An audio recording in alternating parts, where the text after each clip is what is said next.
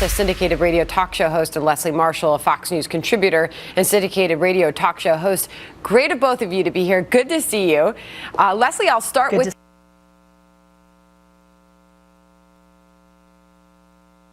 any moment. Republican lawmakers are set to hold an event to lay out their tax plan, and that's just moments away at this point. So let's bring in Chris Plante, a syndicated radio talk show host, and Leslie Marshall, a Fox News contributor and syndicated radio talk show host.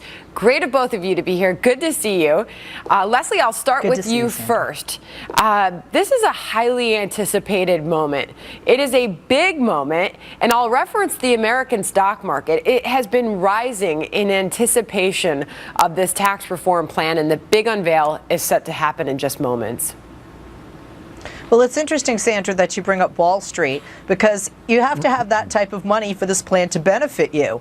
The reality is, like Republicans normally do, is they make a lot of cuts with deductions and things like that. But the lower income families in this country aren't filing tax returns with deductions if they're able to file tax returns at all. So there's still no benefit for that portion. Also, what we're hearing, some of the, obviously leaks of this blueprint, are that even though there are some deductions on the one hand, there are things on the other that will possibly offset that. The concern here also is there is not bipartisan support, and I'm not sure, quite frankly, Sandra, that they're going to get the votes. I think we're going to see a very similar repeat of the trying to repeal Obamacare, even though the Freedom Caucus is thumbs up. Well, Chris, let's get you in here, because we know that this plan nearly doubles the standard deduction to $12,000 for individuals, $24,000 for families. It basically increases the amount of personal income that is tax-free. Republicans say that this targets the middle class. Yeah, look, this is a tax cut for the middle class and for the lower income people. And as you said, a $24,000 standard deduction for a married couple rather than $12,000 is huge for lower income people.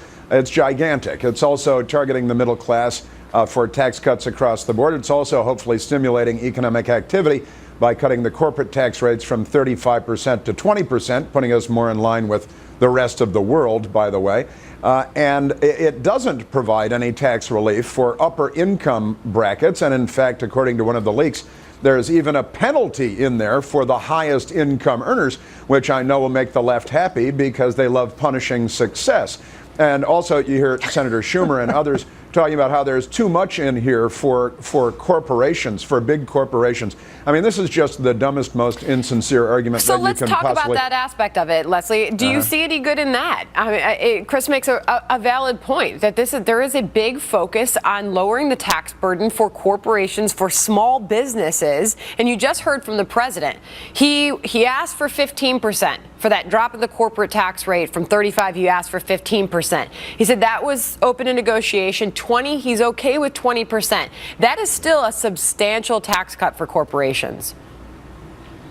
Again, who owns these corporations? We talk about these small business owners, and we're not seeing, and by the way, Chris, I really want you to succeed, okay? Just to let you know, as a Democrat, I do. I relish in that. It's just America. But when we look at what we're hearing, we don't know for those brackets what are the incomes associated with those percentages, and certainly that will be more telling.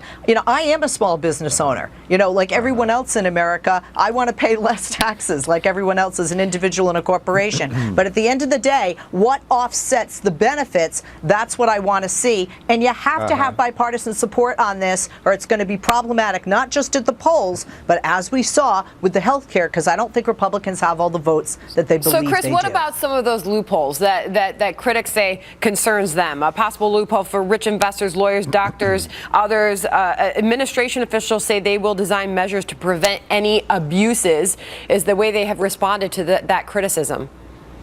Well, loopholes. Washington is famous for creating carve-outs and loopholes for special constituents and interests. There's no surprise there. And I'd like to see fewer. I think most conservatives would like to see fewer rather than more. But you want to target them toward areas that will stimulate economic growth. That's the point here. Government is not supposed to be punitive all the time, Leslie. It's not about targeting corporations. How dare they make money? We need to take more of their money. It's about stimulating economic activity, all right? And that's a good idea. That benefits everyone. It creates jobs. It creates wealth. it's good for the country and for the economy, and that's good for everyone. You see, it's the class warfare stuff. And if you're a small business owner, you shouldn't argue against your own self-interest, of course, but I know it's party policy that you have to do that. So, I'll cut you some Leslie, slack on that. I go back to referencing the stock market, and the reason I do that is because even just the president campaigning on this promise of tax cuts and tax reform in this country, it has injected so much optimism to the point that you have seen this stock market breaking records on a daily basis. What about that optimism? Why not? The small businesses, CEOs of major corporations, they have said they feel more optimistic in the current environment of this president.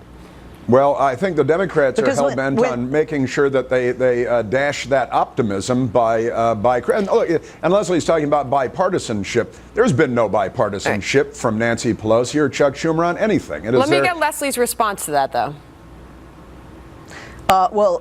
Chris, to your point, Pelosi and Schumer have not been invited to sit at the table for these meetings, first of all. And Sandra, with respect to the market, if you look back during Reagan and you look back during George W. Bush, as much as Chris is trying to school me on this, I'd like to school with some history on that. With regard to that, before Reaganomics and before the idea that George W. Bush had to invest in our economy, what we saw when we gave breaks to the upper 1% and 2% echelons in this country of earners is we saw these people pocket the money or invest in bonds, Turkish bonds, for example. To be clear. They didn't. I have to wrap it there. We saw economic growth and then it went down. And we saw economic growth and then it went down. Thanks, guys. There's a lot to get to here. Thanks to both of you, Chris and Leslie, for joining us. Any minute now, we do expect you.